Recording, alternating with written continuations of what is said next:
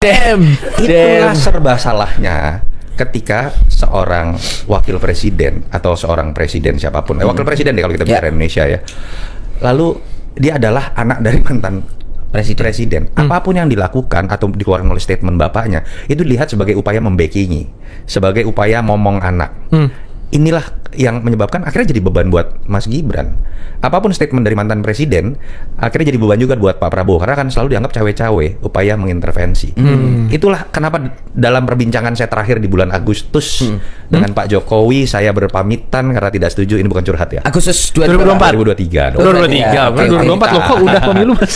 Saya ungkapkan hal-hal seperti ini. Disampaikan Mas Toto. Beban yang akan menjadi beban Mas Gibran, Pak Prabowo. Walaupun saat itu saya harus akui ya, Pak Jokowi masih menempatkan tonnya pada statement tidak setuju Mas Gibran maju, lebih kepada Mas Gibran maju aja gubernur masih DKI. belum mau ya saat itu saya nggak tahu jujur atau tidaknya gitu, tapi paling nggak diungkapkan ke saya seperti itu. Nah, yang terjadi kan pertanyaan Mas tadi, apa yang kita lihat dalam doorstop kemarin itu kan hal-hal yang tadi saya sebutkan, bahwa mau ngomong apapun bapaknya udah pasti orang akan ngeliatnya kok masih ngomong sama bapaknya sih. Nah, itu yang udah tahu seperti itu, kenapa juga isu sensitif seperti ini masih harus dikomentari oleh Pak Jokowi? Karena orang akan menganggapnya tadi, waduh, kasihan amat anaknya masih harus dibelain bapaknya padahal udah wapres.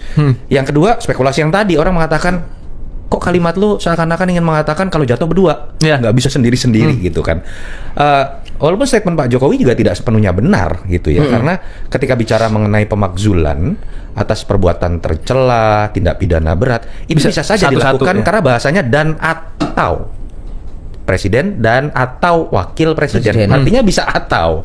Walaupun kalau ditanya ke saya, dorongan dari para forum purnawirawan belum memenuhi syarat. Ya, masih susah lah ya. Karena alasannya kan karena dulu pencalonannya cacat lah.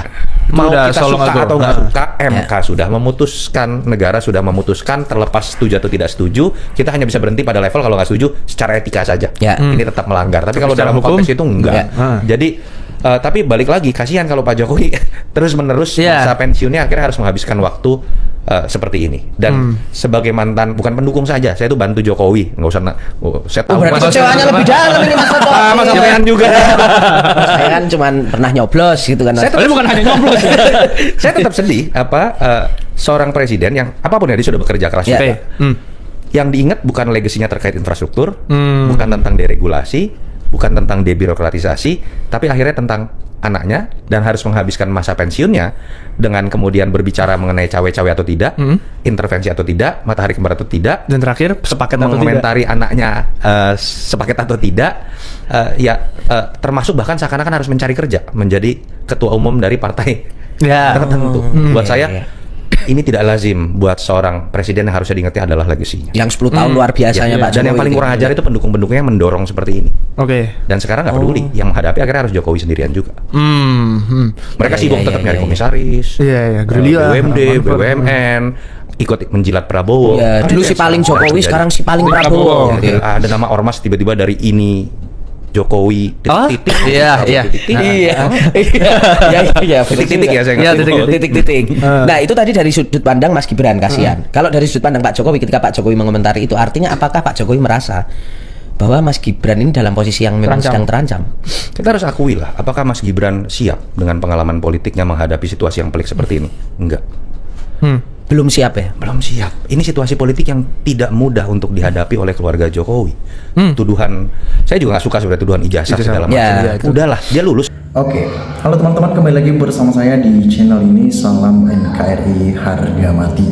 Teman-teman, dalam video ini kita telah mendengarkan sebuah cuplikan video yang sangat menarik. Tentunya hal-hal seperti ini menjadi sebuah pemahaman bagi kita dalam menilai perjalanan politik selama belakangan ini, waktu pencalonan Gibran sebagai wakil presiden. Ternyata secara tidak langsung, kalau kita melihat dari gerak-gerik seorang wakil presiden yaitu Gibran, dia menyesali atas perbuatan-perbuatan Jokowi yang telah mendukung Gibran dan memaksakan Gibran di kala itu untuk menjadi seorang wakil presiden, yang seyogianya Gibran masih belum tepat waktunya untuk menjadi seorang wakil presiden. Namun apa yang diberikan oleh Jokowi dia hanya menjerumuskan anaknya untuk cepat-cepat, artinya tidak sabaran. Dia tidak sabar menunggu hasil yang tepat nantinya, sehingga Jokowi dikala itu mempersiapkan power-powernya, mulai dari Mahkamah Konstitusi, mulai dari Kapolri, mulai dari Kejaksaan, dan beberapa menteri-menteri lain yang masih disetting oleh Jokowi. Dia memanfaatkan semuanya itu untuk mendukung Gibran. Nah, kalau kita melihat saat-saat ini, Gibran sekarang ini kadang mungkin dia susah tidur, dia kebanyakan pemikiran, dia memikirkan segala sesuatu yang menjadi hujatan-hujatan yang tertuju kepada dirinya, baik itu dari masyarakat Indonesia. Kenapa ya hal ini terjadi? Karena tindakan-tindakan Jokowi yang melanggar aturan-aturan yang ada. Dia melanggar aturan di Mahkamah Konstitusi. Padahal pada saat itu umur Gibran masih belum cukup untuk menjadi seorang wakil presiden. Tetapi karena kekuasaan Jokowi yang masih menjabat sebagai presiden di kala itu, ia memanfaatkan Anwar Usman untuk memberikan undang-undang terbaru sehingga batas usia capres itu tidak ditentukan, sehingga Gibran lolos. Artinya cara-cara licik yang dimainkan oleh Jokowi di kala itu dibaca oleh masyarakat, dan licikan itu dilakukan secara terang benderang. Disinilah masyarakat mulai geram, disinilah masyarakat ingin melawan, ya makanya mereka meminta turunkan Gibran.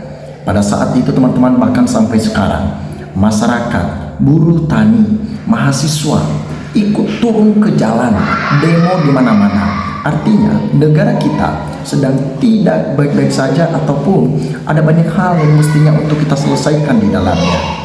Karena tindakan-tindakan seperti ini menuntut masyarakat ya untuk memakzulkan Gibran. Mereka meminta DPR RI, MPR supaya memberikan sebuah keputusan untuk memakzulkan Gibran ini.